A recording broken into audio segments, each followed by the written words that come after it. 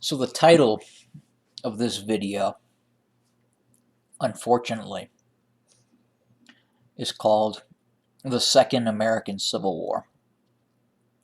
So why would I have a map of Spain being displayed? Well, I'll tell you why.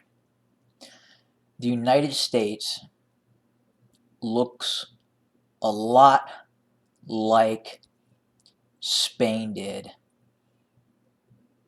in the mid 1930s. In the 1930s, there was a deep divide in Spain, and it was separated by left and right. On the left side, you had communists, socialists, and anarchists. That's very important, anarchists. And on the right, you had military personnel, uh, religious fervor in the form of the Catholic Church, and monarchists. Now, the United States doesn't really have monarchists per se, but all the other ingredients exist. And neither side is willing to acquiesce at this point. I've made this video yesterday. Ruth Bader Ginsburg passed away, and she was a member of the United States Supreme Court. And the left wing of the United States is in utter uproar over its fear that the president, followed by the Senate, will nominate a conservative, possibly conservative, Supreme Court justice in the place of Ruth Bader Ginsburg, who led the left bloc, so to speak, of the Supreme Court. That is the prerogative of the president, and if the Senate decides to pass that nomination and make that happen, then that's the way our government works. Yes, the Senate had the opportunity to do the same with Obama and his selection, which he indeed selected, but unfortunately, the Republicans, not the Democrats, held the Senate. The American people made the decision to have Republicans in control of the Senate, who then elects to pass on the president's selection for the Supreme Court.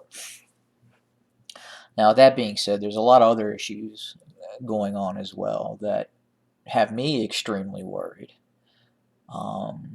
We are at a point like no other in United States history, with the exception of probably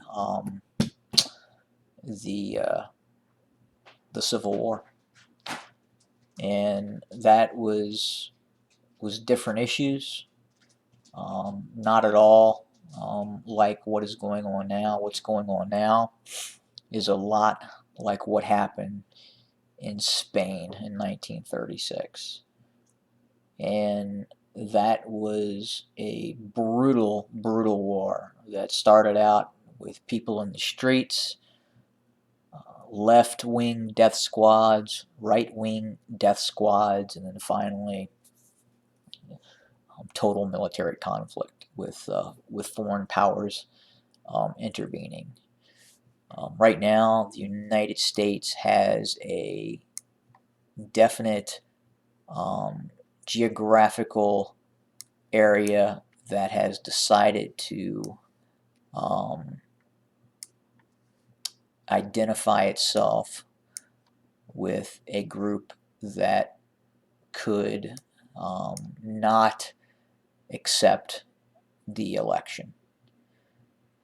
in November, and that's going to be California, Oregon, and Washington, the West Coast, all of which have liberal leftist governors who all have cities that they've allowed to morph into utter chaos. Portland, Seattle, and then places in California as well. But the biggest problem is the election coming up. I don't think either side is going to acquiesce and accept the outcome. I don't think they can. This has kind of become a zero-sum game, and I think that if Donald Trump wins, the left is not going to accept it. It's going to become violent. It is already violent. If Joe Biden wins, the right is not going to accept it. Not only that, the right isn't just going to accept it, they're going to say, well, we don't actually believe they won, and they're going to talk about the mail-in ballots that's going to be taking place across the country. Granted, that was done in other states before, with some success.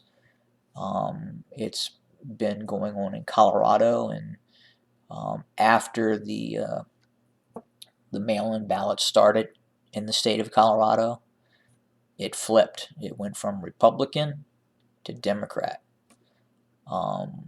Is there something nefarious going on in Colorado? I don't know. I would like to say no. I hope not.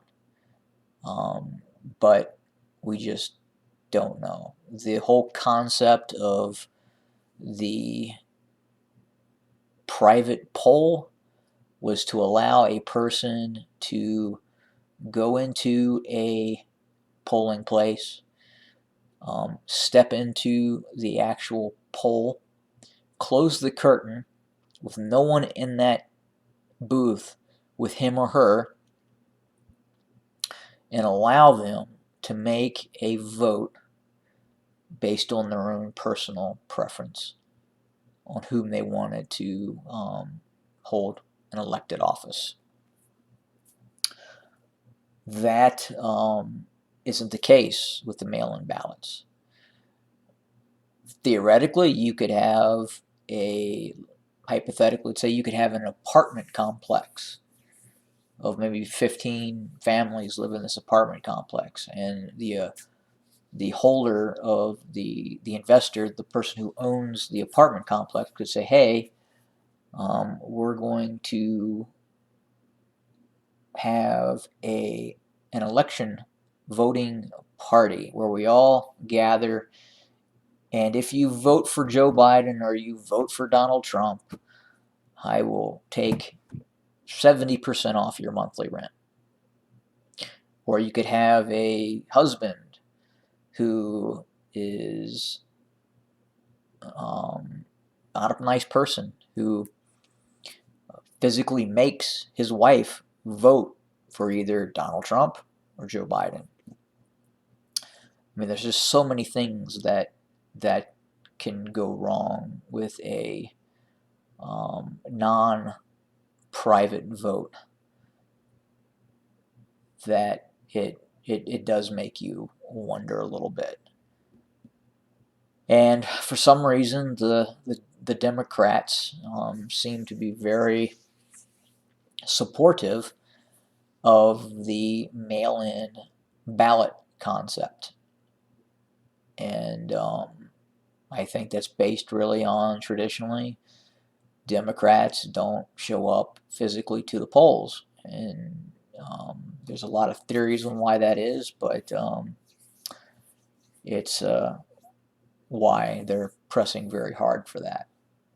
And with that being said, if you have a if you have cases of mass voter fraud via the mail-in voting system, then the Republican Party and the American right will not accept the election.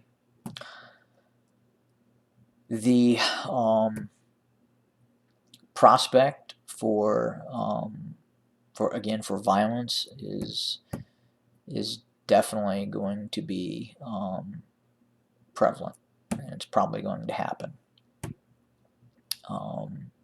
given the state and the volatility of the country. So I hope things can turn and people kind of become rational and reasonable. But with what I'm seeing right now, the American left has, for all intensive purposes, gone batshit crazy. And just because they don't like the outcome of the 2016 election doesn't mean they get the right to say, hey, we're going to turn the mob out onto the streets and change the process. They don't get that right. They don't get the right to declare we are no longer a representative republic, but a majority democracy, meaning a win of the popular vote would then select the president. That's not how a representative republic works. It would give too much power to these overly populated leftist states and take away the voice of other states, which is why the representative republic was created by our founding fathers. So please comment. I really believe that the United States is heading into uncharted territory, the likes of which, well, we've seen it before in the 1860s. Will we see it again in 2020? That's all I got. Have a great day.